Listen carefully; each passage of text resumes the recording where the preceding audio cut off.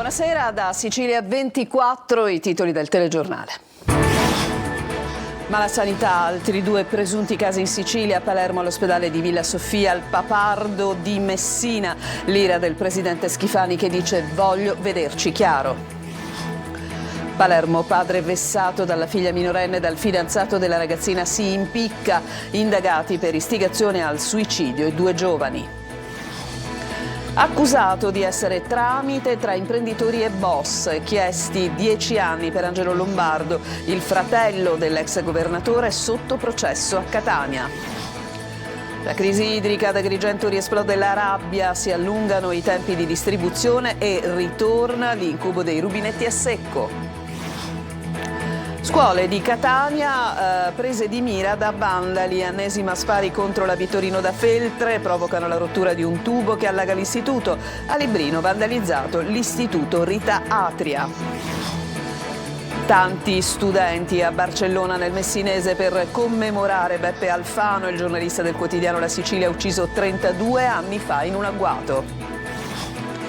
Calciomercato, in Serie C il Catania punta a sfoltire la rosa, il Messina aspetta la firma del direttore sportivo, a Trapani si lavora per rinforzare l'attacco.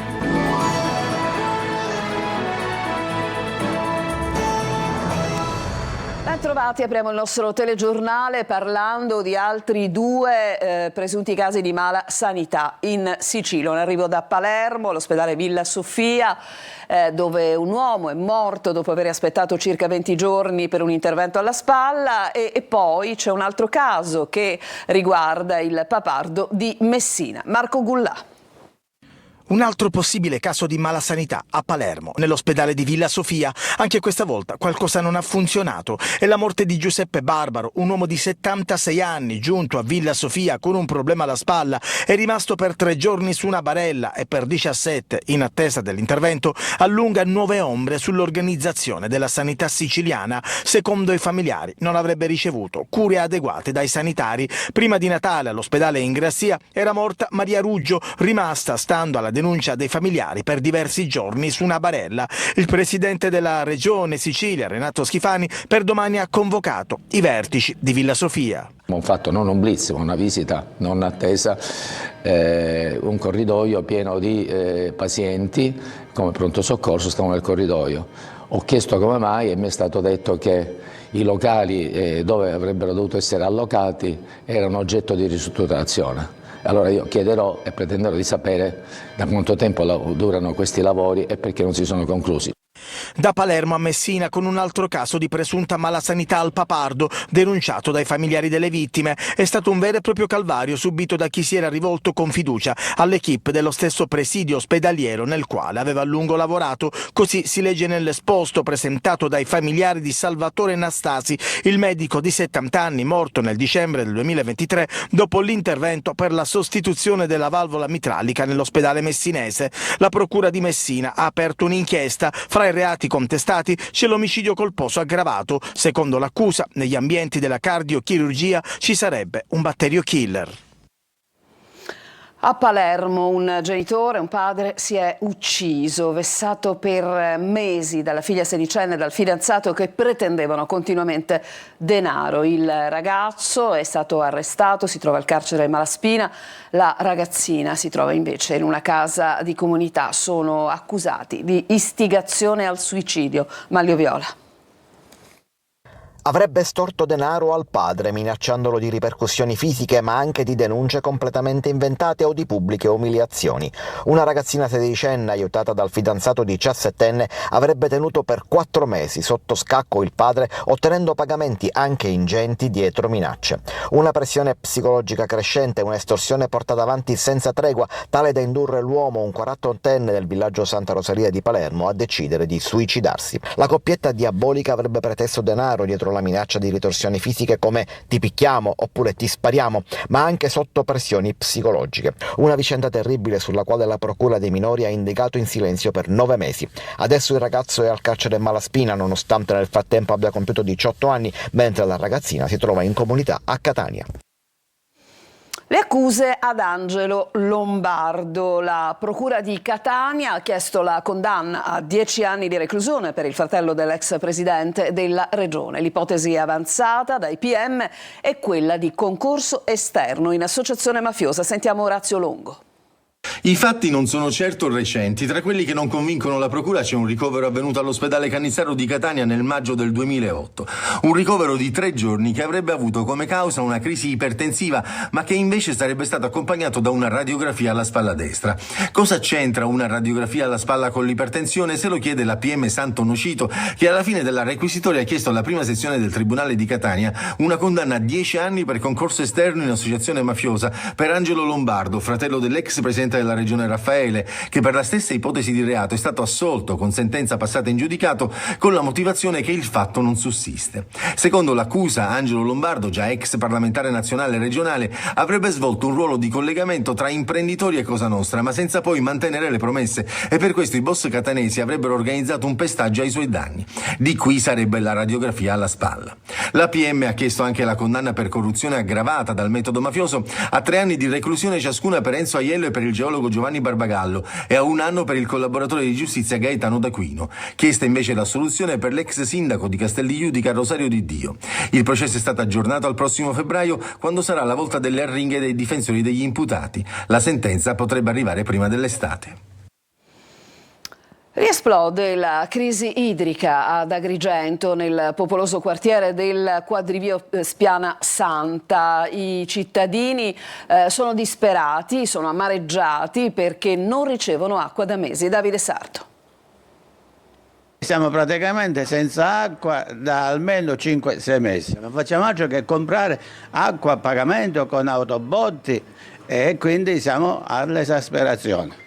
E questa è la grave emergenza che vivono gli abitanti del Quadrivio Spina Santa ad Agrigento, una città che, nonostante il prestigioso titolo di capitale italiana della cultura, si trova a fronteggiare una crisi idrica senza precedenti. Le promesse di intervento degli enti preposti sono rimaste disattese, mentre i cittadini, esasperati, chiedono risposte. Quando c'è un'emergenza, specialmente qua al primo piano ci sono dei malati psichici, che fa? Si restano senza acqua. Al quinto piano c'è la signora che c'è il 100% invalidità, uno ha 96 anni che abita pure qua. Ma che senza acqua, senza acqua? Ma dove siamo? Nell'Africa del Nord siamo. Abbiamo avuto in questo condominio una situazione veramente drammatica, inaccettabile e disumana. Un condomino malato oncologico, deceduto un mesetto fa, circa un paio di mesi fa. Ricordiamo, io un condomino che la moglie ci chiamò per chiederci un po' d'acqua per poter provvedere alle esigenze igieniche del marito, che sarebbe deceduto poche ore dopo. Io credo che neanche nel profondo Burundi esistano queste cose, una vera e propria vergogna. La crisi idrica non risparmia le strutture ricettive, danneggiando il turismo. Questa è la situazione nella mia struttura ricettiva. 50 giorni che non arriva acqua. Come faremo ad ospitare le persone in occasione della Capitale della Cultura? Un'emergenza che rischia di sfociare in nuove proteste, gettando un'ombra sull'anno di Agrigento, capitale della cultura. A Caltanissetta nel pomeriggio, invece, dopo lo stop all'erogazione dell'acqua di questi giorni, è ripresa la distribuzione idrica, che però torna su turni di 3 giorni. Per venerdì mattina è stato comunque indetto un sit-in da parte del Comitato delle Mamme del Centro Storico. Adesso ci spostiamo a Catania. E parliamo di una via Calliope che è sempre più una discarica a cielo aperto. Le telecamere di videosorveglianza pizzicano però scaricatori abusivi di copertoni e oli esausti. Il sindaco trentino dichiara: abbiamo chiesto al governo più poteri per lottare contro questo malcostume. Il servizio. Si vede bene una motoape ferma a bordo strada in via Calliope, nel quartiere di Fossa Creta a Catania. In pieno giorno un uomo è intento a scaricare di tutto dal cassone, copertoni in primis. Bastano pochi secondi per gettarne almeno una decina. La ripresa è effettuata dalle telecamere di videosorveglianza installate dal comune ed è stata effettuata il 2 gennaio scorso alle 13:46. Qui di sera invece, pochi giorni dopo, il 7 gennaio alle 20:35, rifiuti di ogni tipo si accatastano al lato della strada e poi in primo piano si vede scaricare un intero fusto carico di oli esausti. olocausti. Non ci sono alternative per definire quello che si vede in civiltà a Catania, come spiega lo stesso sindaco trentino intervenuto alla trasmissione di Telecolor Focus. Quel che loro versano, oli esausti, pneumatici, ingombranti, quello che abbiamo visto scaricare da questi 3 mezzi, basterebbe portarlo al centro comunale di raccolta a 0 euro, anzi se vanno con la tessera sanitaria di chi gli dà questi articoli da buttare, fanno anche risparmiare con il quale poi paga la Tari. Quindi è proprio un'operazione, ma menefreghismo, già mi auguro che fosse menefreghismo, è un atto di idiozia, un atto di inciviltà. I soggetti autori di questo indecoroso abbandono di rifiuti sono stati già individuati, ma per Trentino questo non basta e chiede al governo nuovi mezzi per contrastare il fenomeno. Quantomeno la possibilità di disporre il fermo amministrativo di tutti questi mezzi. Io mi augurerei anche se questo, ma intanto il fermo amministrativo già sarebbe un qualcosa. Ci attendiamo di trovare da questo punto di vista risposta nella politica, ma soprattutto vorremmo che il rapporto con i nostri cittadini non fosse instaurato su una sorta di intervento repressivo del comune. Vorremmo che fossero questi stessi cittadini a capire che non c'è bisogno di fare questo per liberarsi di quel che non vogliono, che non serve più.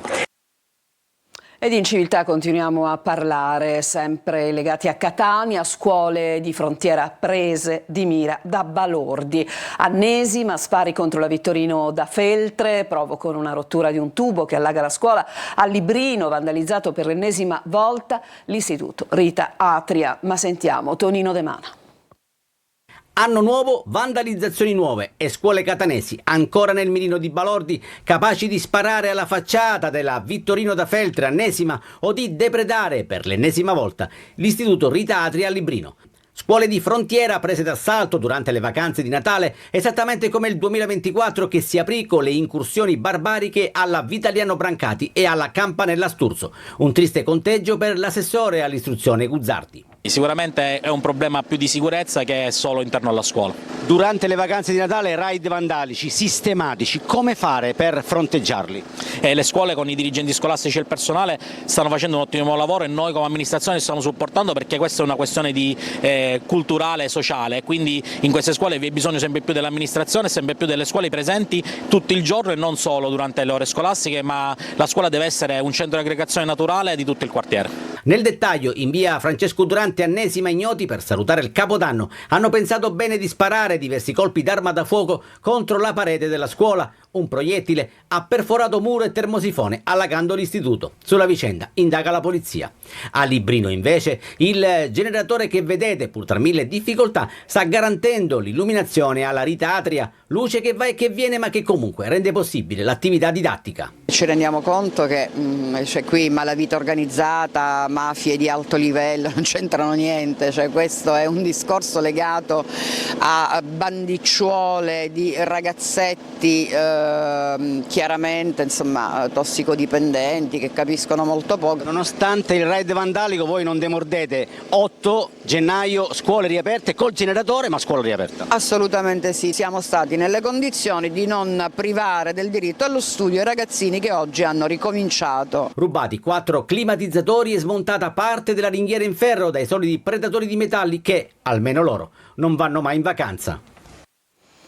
Adesso a Barcellona il ricordo di Pepe Alfano, il giornalista del quotidiano La Sicilia che fu ucciso in un agguato. Questa mattina la cerimonia in occasione dell'anniversario del suo omicidio. Sono passati 32 anni e c'erano davvero tanti studenti. Francesco Triolo.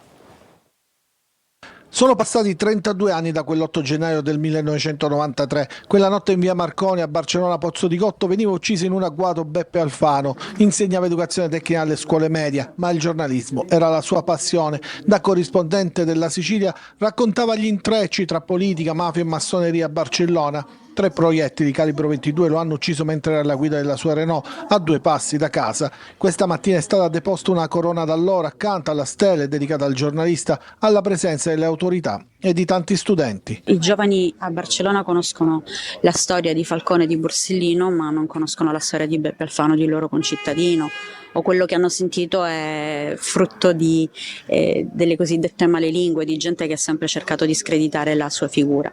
Successivamente è stato piantumato un albero della memoria in piazza Alfano, è stato il sindaco di Barcellona Giuseppe Calabrò a tracciare il suo profilo. Il fatto stesso che a distanza di tutti questi anni siamo qui a ricordare le sue gesta, perché lo possiamo considerare un eroe civile, cioè una persona che in maniera coraggiosa ha sfidato la criminalità, lo ha fatto come giornalista, lo faceva come insegnante, lo faceva come uomo.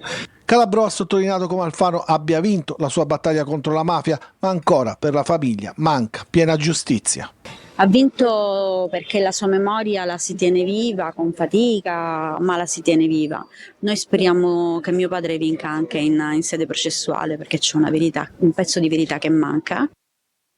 Adesso ci fermiamo, c'è una pausa e poi torneremo a Catania all'annoso problema del cimitero senza acqua.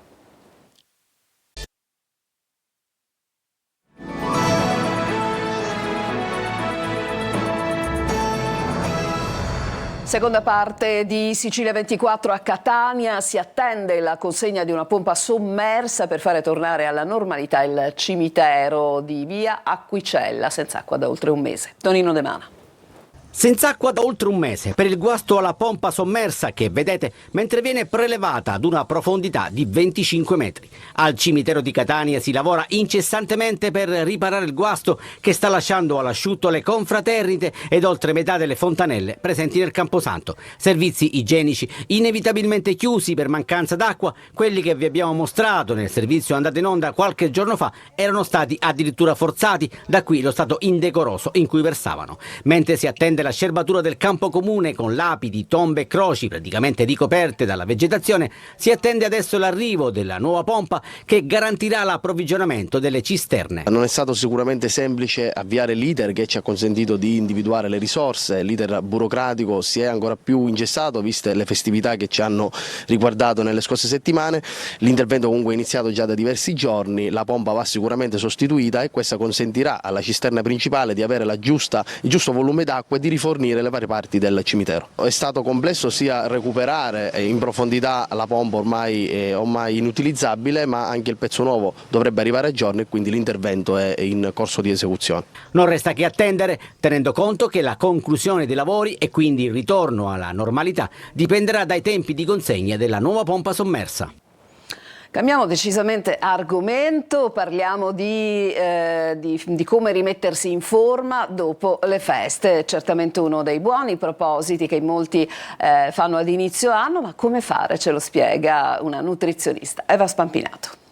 La buona notizia è che non sono tutti chili reali. La brutta notizia è che potrebbero diventarli se non si torna ad un regime alimentare più controllato. Molto è ritenzione idrica, soprattutto dopo le abbuffate natalizie il grasso non ha il tempo proprio materiale di formarsi. Gonfiore e ritenzione a parte, passate le feste ci si rimette in riga, almeno a tavola, e con tutte le buone intenzioni che contraddistinguono l'inizio del nuovo anno. Come? In modo graduale, spiega la nutrizionista. Meglio evitare delle diete drastiche, ma ridurre piano piano l'apporto di cibo e poi in particolare idratarsi, perché ovviamente con le abbuffate del pranzo e della cena il corpo è più appesantito, quindi bere tanta acqua, momentaneamente abolire tutto ciò che sono i cibi processati, quindi insaccati, dolciumi, tutto ciò che sono le bibite gassate, gli alcolici, e prediligere magari la frutta, le verdure di stagione,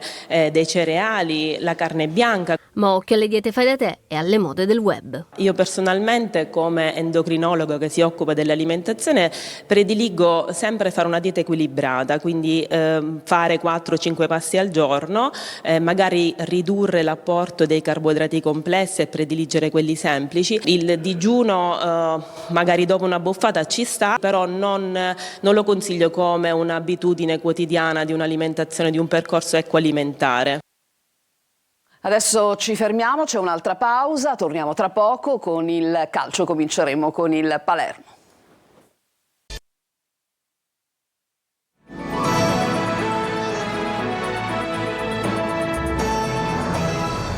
Siamo al calcio, Palermo, Matteo Brunori dovrebbe restare in rosanero, la conferma è arrivata direttamente dalla DS Carlo Osti, si cerca sempre un portiere, Marco Gullà. Matteo Brunori, a meno di clamorosi colpi di scena, dovrebbe restare a Palermo. La conferma è arrivata, tra le righe, direttamente dal DS Carlo Osti, che nel corso della conferenza stampa di presentazione ha sottolineato quanto importante sia Brunori per la squadra rosanero. Ho avuto una chiacchierata molto sincera con lui. Devo dire che il ragazzo si è aperto molto con me. Abbiamo cercato di analizzare la sua situazione al momento. Non ho voluto però, ovviamente, parlare di altro. Secondo me il ragazzo è molto rasserenato e io gli ho chiesto di riappropriarsi di della fascia di capitano, della fascia ovviamente simbolicamente parlando, cioè del suo ruolo di capitano all'interno del gruppo, all'interno dello spogliatoio e al di fuori dello spogliatoio.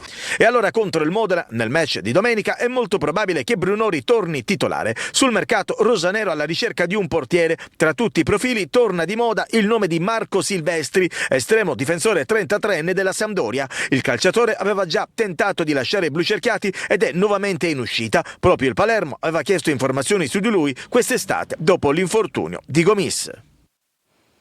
Adesso al calciomercato di Serie C, in fibrillazione, le siciliane, tanti colpi in canna, il Catania deve prima cedere, il Messina aspetta la firma del DS, il Trapani lavora per rinforzare l'attacco. Francesco Triolo. Più che le tappe di avvicinamento alla partita di domenica pomeriggio al Massimino contro la Juventus Next Gen, il calciomercato a tenere banco nei primi giorni di questa settimana. Il Catania, come tante altre società di terza serie, è chiamato ad operare diversi movimenti, sia in entrata che in uscita. I rossazzurri intanto vorrebbero piazzare i giocatori in esubero, a cominciare dai 5 fuori rosa, più quelli ormai fuori dal progetto tecnico. Tommaso Silvestri, per esempio, viene già considerato un prossimo giocatore della Triestina, voluto dall'allenatore Attilio Tesser, con cui ha lavorato al Modena. L'operazione dovrebbe concludersi con la formula del prestito. Quindi ad Amonis, che dovrebbe finire al Sud Tirol, sempre con la formula del prestito e il riscatto condizionato alla permanenza della formazione altoatesina in Serie B. A Bolzano potrebbe finire anche Luperini, ma è una trattativa slegata da quella del portiere, che andrà via per scelta tecnica. Per sostituirlo il Catania punta sempre in maniera decisa su Dini del Catanzaro. Novità per l'attacco, dove è tornato in auge anche il nome di Daniele Liotti, esterno sinistro offensivo classe 94, attualmente all'Avellino. Già lo scorso anno, sempre a gennaio, il Catania aveva valutato l'ipotesi di prendere l'attaccante. Sul fronte squadra sono state escluse lesioni muscolari per Jimenez, costretto ad uscire dal campo a Benevento, con il giocatore che svolgerà nei prossimi giorni un programma di terapia e allenamenti personalizzati prima di tornare a disposizione di Toscano. A Messina si attende la firma del nuovo direttore sportivo, Domenico Roma, che dovrebbe avvenire entro la serata di oggi. Quindi ci dovrebbero essere i primi movimenti in entrata, a cominciare dal ritorno del difensore Dumbravano e degli esterni offensivi Zun ed Emmausso. Piacciono Ingrosso del Cerignola e Salvatore Monaco del Catania. In uscita diversi giocatori: Rizzo verso la Pianese, Ortisi all'Altamura, Lì al Cerignola. Il Potenza spinge per Petrungaro, mentre Anatriel è corteggiato dal Trapani dell'ex DS Pavone. Il Messina però lo considera incedibile e così i Granata potrebbero virare su Corazza dell'Ascoli, dopo aver tentato anche la pista che portava a Caturano. Con questo servizio si chiude questa edizione di Sicilia 24. Grazie a tutti per averci seguito e buona serata.